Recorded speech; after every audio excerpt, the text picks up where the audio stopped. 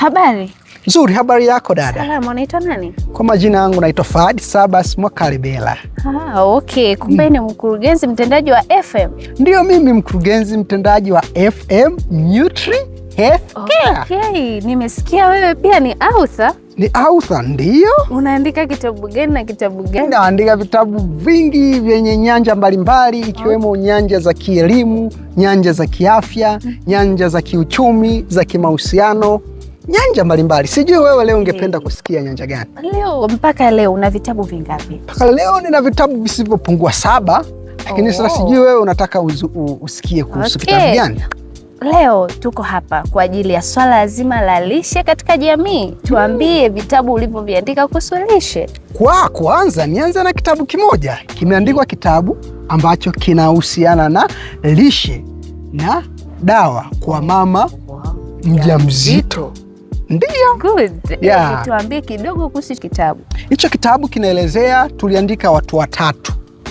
Tuliandika, alikuwepo daktari bingwa Dr. Shayo, yuko KSMC, niko mimi mtaalamu wa tiba lishe, lakini pia yuko dada mmoja, yeye ni mtaalamu wa maabara, yeye anaitwa Debola Macha.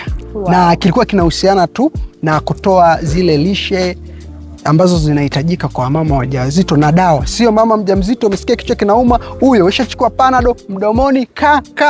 No jamani. Sio kweli. Sio kweli. Kumbe tunatakiwa kuwalinda watoto wetu kuanzia wakiwa tumboni. Lishe bora na dawa zinazofaa katika kipindi cha ujauzito ni muhimu sana. Na ndicho umefanya vitu vizuri sana. Asante sana. Naomba kujua kwamba unahakikishaje kitabu hicho kinawafikia wamama wengi zaidi ili waweze kupata faida? Kwanza kitabu hicho kimeandikwa kwa lugha ya Kiswahili. Wow. Kwa wamama wote wa nchini Tanzania wanaweza wakasoma kwa sababu ni ile lugha yetu mama. Lakini kitakuwa kwa gharama nafuu sana. Kwa hiyo bei zetu zinamgusa hata yule mwenye kipato cha chini.